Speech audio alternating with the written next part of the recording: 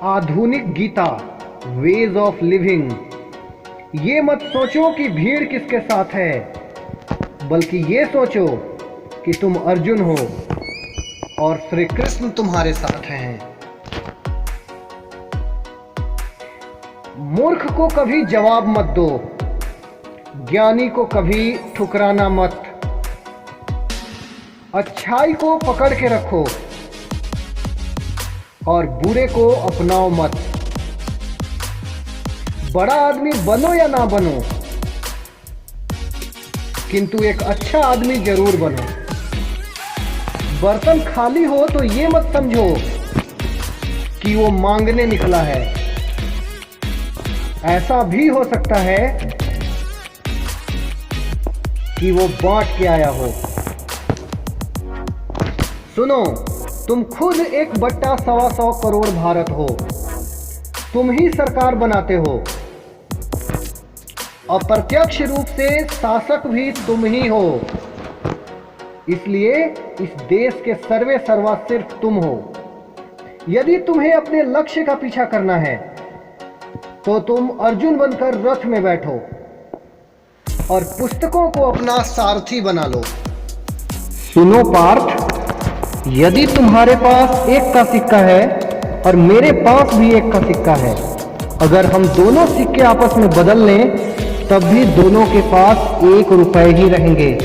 लेकिन यदि तुम्हारे पास एक अच्छा विचार है और मेरे पास भी एक अच्छा विचार है तो निश्चित ही हम दोनों के पास 2 अच्छे विचार हो जाएंगे।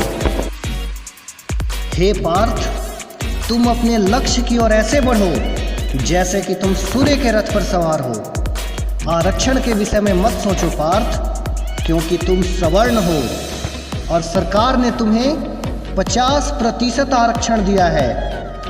क्योंकि तुम्हारे 50% में बाकी के 50% वाली सैकड़ों जातियां आ ही नहीं सकती, क्योंकि वे तुमसे दुर्बल है पार्थ, वे तुमसे दुर्बल हैं। या हो सकता है 2-3% लोग उनमें से आ भी जाएं तुम्हारे क्षेत्र में, फिर भी तुम्हारे पास 47% आरक्षण बचता है पार्थ। और याद रहे, सरकार ने बाकी किसी अन्य जातियों को इतना ज़्यादा आरक्षण नहीं दिया है। इसलिए उठो पार्थ और उठाओ गांडीव और अपनी सफलता से सबको खामोश कर दो। अब वक्त आ गया है रण क्षेत्र में उतरने का। उठो और कूद पड़ो इस महासमर में। हे पार्थ, जीवन के इस युद्ध में तुम अकेले नहीं हो, तुम्हारे साथ मैं हूं। तुम्हारे साथ तुम्हारी पुस्तकें हैं, तुम्हारे पास तुम्हारी खुद की क्षमता है, तुम्हारी सोच और तुम्हारी बुद्धि भी तुम्हारे साथ है। इन सभी साथियों को अपना अच्छा मित्र बना लो पार्थ, क्योंकि अच्छे मित्र उन सितारों की तरह होते हैं जो भले ही रोशनी में दिखाई न देते हों, पर वो अंधेरों में हमेशा साथ होते हैं। सुनो पार्थ, समय का पाबंद होना है तो सूर्य की ओर देखो, और यदि समय को पछाड़ना है तो आगे की ओर देखो। समय बलवान जरूर है, लेकिन हमारे मस्तिष्क से ज़्यादा नहीं। हे पार्थ, दुनिया के लाखों पेड़ गिलहरियों की देन है, जो अपने खुराक के लिए बीज जमीन में छुपा देती है और फिर जगह भूल जाती है। तुम भी इसी तरह अच्छे कर्म करके भूल जाना, समय आने पर वो फल अवश्य देगा। हे आधुनिक पार्थ, तुम इस आधुनिक गीता ज्ञान को अपने तक सीमित मत रखना।